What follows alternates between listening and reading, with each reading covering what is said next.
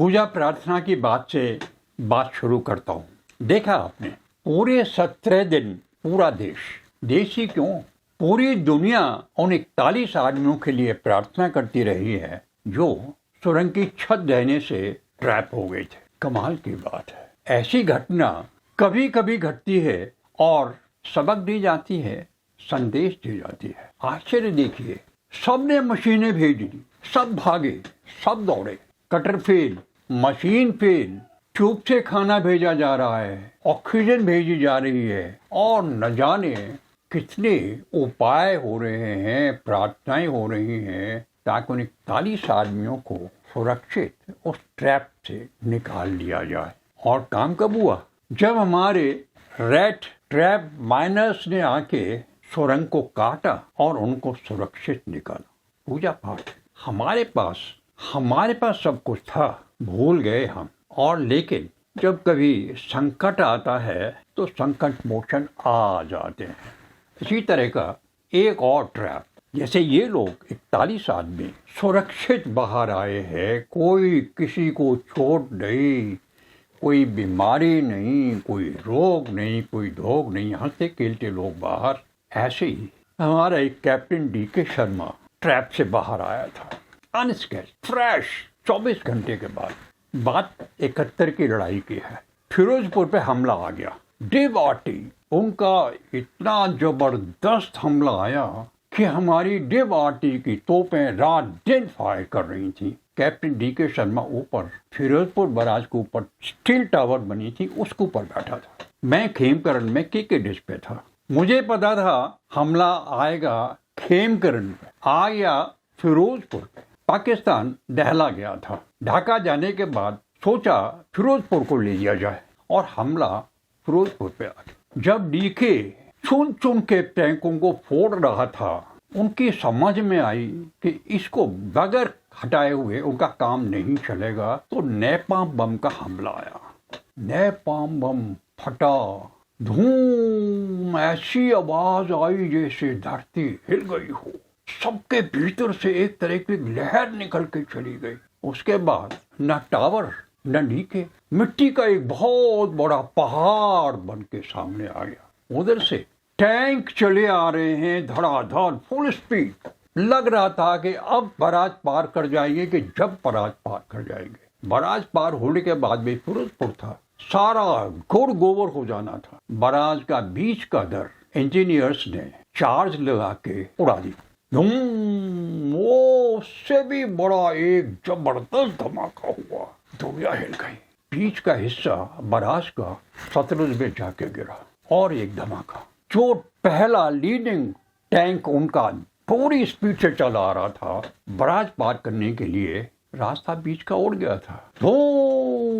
नाक के बल सीधा सतलुज में जाके गिरा। और एक और उसके जो पीछे वाला टैंक था वो भी गया सतलुज में। फिर प्रशांत खामोशी, एकदम सब शांत हो गया। धुंधल का सुबह का आ गया था। हमारे वायुवीर पहुंच गए थे और अब उनके टैंकों को कच्चे घरों की तरह फोड़ रहे थे। हमारी दुविधा, हमारा डीके कहाँ है? वहां तो कच्ची मिट्टी का पहाड़ पड़ा था। भागे दौड़े, पूरी इंजीनियर रेजिमेंट लग पड़ी डीके की सर्च में। 24 घंटे के बाद नीचे दबी पुलिया के बीच में डीके हमें मिला। फ्रेश, स्क्रैच नहीं, जो का त्यों साबुत। लोगों ने कहा हिज लेडी लव है, सब सेव्ड है। बैचलर था डीके, एंगेजमेंट हो गया था, शादी होने वाली थी, बीच में लड़ाई आ गई। डीके सेफ एंड सुरक्षित। ये जो परमात्मा है ना, कोई इसका नाम ले ले, उसी को फल दे देता है। खासकर पहाड़ों में, हर पहाड़ पे, हर चोटी पे एक देवता होता है इनका। मुझे याद है जब मैं शिशना गया था, यंग था मैं, कॉन्वॉय लेके जाना था खच्चरों की। उन दिनों सड़क बड़क नहीं थी, ट्रैक थे खच्चरों के। हम अपना तोपखाना भी तोपों को तोड़ के आटली पे लाद के ले जाते थे ट्रैक के ऊपर से। वो भी रात को चलते थे ताकि दुश्मन देख ना ले। सुबह चंदगी राम साहब ने कहा, साहब शिशना पे चल रहे, शिशना पीर है, इसकी कहानी है। उन्होंने मुझे एक लंबी चौड़ी कहानी सुनाई। शिशना पीर की जो उनकी प्रार्थना नहीं करता है उसको पनिशमेंट दे देते। यंग आर्मी था मैं, यंग ऑफिसर, जानते हैं आप, हम तो खुद ही महावीर थे, काय का सूचना पीर। साहब कॉन्वॉय मार्च करो, चलते। निकल पड़े। लोअर समकुरी पार की थी, थोड़ा झुटपुटा अंधेरा हो गया था। 4-6 बादल इकट्ठे हुए, बिजली चमकी और थोड़ी बूंदाबांदी शुरू हुई। मैंने कहा चलते रहो, रात भर चलना था, कोई चिंता नहीं। फिर बर्फबारी शुरू हो गई। लो जी, जो बर्फ गिरी, वो खच्चरों का ट्रैक था, इट बिकेम स्लिपरी और एक खच्चर नीचे गई, शॉ ढा ढा ढा ढा ढा ढा गई। उसके पार्ट साथ में गए, खच्चर के टुकड़े टुकड़े हो गए। अंधेरे में पता ही नहीं लगा कहाँ विलीन हो गई। मेरा दिल बैठ गया। कुछ नहीं, खच्चर का ड्राइवर बोला साहब खच्चर तो गई। मेरी भी सांस बंद हो गई थी। मैं क्या कहता, मानिए उसके बाद आधे घंटे के बाद दूसरी खच्चर स्लिप, वही आवाज, धड़ फड़ो पड़ो, खत्म। वही आवाज, साहब खच्चर गई। मेरे दिमाग में आया, हो न हो ये सिसना पीर का ही कोई करिश्मा हो। सच मानिए, कान पकड़ के मैंने हाथ जोड़ के सिसना पीर को प्रणाम किया, गलती मानी, क्षमा मांगी, माफ कर दो प्रभु, गलती हो गई। लॉस तो हो गया था। रात भर का तमाशा हुआ। हफ्ते भर में जाके वो जो पुर्जे बिखर गए थे वो इकट्ठे हुए। लेकिन मैंने सबक लिया। आज वही बात, टनल पे इन्होंने अभी मंदिर बनाया, छोटा प्रॉमिस किया है बड़ा मंदिर बनाएंगे। इनके पीर देवभूमि है, पीर हैं, वहां रहते ही पीर हैं। इतनी दुर्गम पहाड़ियां हैं, इतने दुर्गम रास्ते हैं कि वहां बर्फ से आपको परमात्मा की याद हो आती है। इसलिए हमें एक तो डिजास्टर मैनेजमेंट पहाड़ों में जरूर कर लेना चाहिए। इतनी बड़ी प्रोजेक्ट लेके हम चल रहे हैं, 4 धाम की प्रोजेक्ट बना रहे हैं, 880 किलोमीटर लंबा आप रास्ता बना रहे हैं और डिजास्टर मैनेजमेंट नहीं है। ये एक शॉर्टकमिंग है। नेशनल लेवल पे इस बात को हमें टैकल करना चाहिए। इसके बाद सबसे बड़ा जो कारण है वो है, आप क्या कहें, हम थोड़े ढीले हो जाते हैं इस मामले में, ध्यान नहीं देते हैं। The man management is a big problem that must be sorted out. लोगों की रक्षा उनके भी परिवार हैं, उनके भी जिम्मेदारियां हैं। अगर हम गैर जिम्मेदाराना काम करेंगे, अच्छी बात। हालांकि इस बार यहाँ तक है कि बाहर के लोगों ने भी कुछ ऐसी बातें की हैं हमारे लिए, ऐसी सहायता की है जो हमें बड़ा उत्साहित करता है। हमारा नाम जा रहा है, हमारा काम जा रहा है, हमें लोग विश्वामित्र कहते हैं। हमारा सनातन आजकल हर जगह स्वीकार होता चला जा रहा है। इस चीज को हमें आगे बढ़ाते ही चला जाना चाहिए। आज न जाने क्यों मेरा मन हुआ कि मैं कुछ अपना साहित्य लिखा हुआ पढ़ूं। एक उपन्यास है, इसका नाम है अवांछित। देखें, अवांछित है।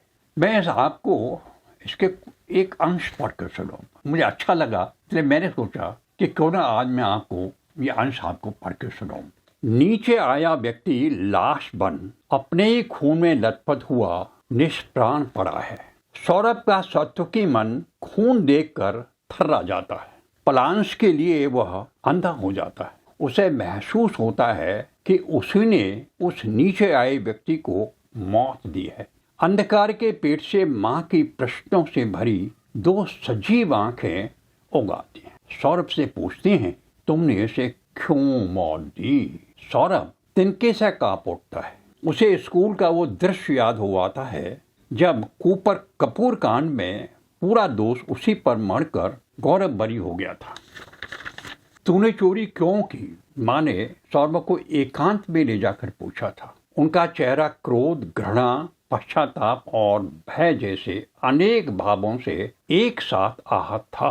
ऐसी कौन सी मजबूरी थी जो वो साला चोर है? सौरभ ने भड़क कर कहा था। आप नहीं समझती उसे, पूरा ठगी का धंधा है। बच्चों को 4 आने की चीज देकर 8 आने लिख लेता है और फादर का चमचा है।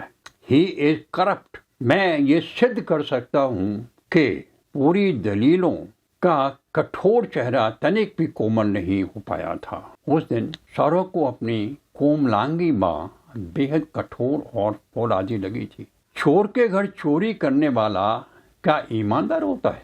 माँ ने एक ही प्रश्न में उसकी पूरी दलीलें बेकार कर दी थी। तू यहाँ चोर बनने आया है? चटाक माँ के तमाचे उसके गालों पर सड़ाक सड़ाक टूटने लगे थे। मैं रात दिन पैसे के लिए खट रही हूँ। मैं रात दिन पैसे के लिए खट रही हूँ, खर्चे भेज रही हूँ, इसलिए कि तू यहाँ चोर बने। माँ, मैं सच कहता हूँ माँ, मुझे ऐसा बेटा नहीं चाहिए जिसकी वजह से मुझे बेइज्जत होना पड़े। माँ ने उसे कॉलर से पकड़कर अधर उठा लिया था, उसकी घिग्गी बन गई थी। आज तेरी वजह से मुझे फादर के पैर छूने पड़े, आंचल पसारकर भीख मांगनी पड़ी है, रोना पड़ा है। माँ, मैं मर जाऊंगा माँ। अच्छा है तू मर ही जाए, ठीस कर कहा था माँ ने। बाप ने पहले ही बंबई में बेआबरू करके बैठा दिया है, अब तू भी नाम रोशन करने पर उतर आया। माँ की आंखें गरम गरम आंसुओं से भर आई थी। सौरभ महसूसता है कि माँ के हल्के फुल्के तमाचे उसे कैसे भी तोड़ नहीं पाए थे। तोड़ा तो उसे उन आंसुओं ने था, दहकती भट्टी की तरह पिघला दिया था, फिर ऐसा ढाला कि फौलादी बन गया था वो। माँ, मैं तुम्हारी सौगंध खाकर कहता हूँ, कभी चोरी नहीं करूँगा, कभी ऐसा कोई काम नहीं करूँगा जो तुम्हें नीचा देखना पड़े। उसने माँ के पैरों पर गिरकर माफ़ी मांगी थी, भय से नहीं। वो सब उसने श्रद्धावश किया था। भक्ति के भाव में विभोर होकर वो शपथ उठाई थी, ऐसे काम करूँगा माँ जो तुम्हारे घाव भर दे। उसने अनमोल में ही माँ से वायदे कर लिए थे। अच्छा लगा था, मैंने आपको पढ़ के सुनाया। कभी कभी रचनाएं आ जाती हैं। काव्य की बात करें तो वही लेडी लव, डीके वाला ट्रैप, प्रणय। अभी मनु है, प्रणय तीर चला है और उनको घाव लगा है। देखिए क्या कहते हैं, मन की मांग मानुषी केवल, मन की मांग मानसी केवल, मन की खोज मानुषी केवल, सोते जगते हंसते गाते मनु पकारे मानुषी बेकल। प्रणय तीर छिदा मनु के, हुआ हृदय के आरंभ पर, आहे भरता फरे मनु जो, नभ मांगे धरती से प्यार। आज के लिए इतना ही, कल मिलते।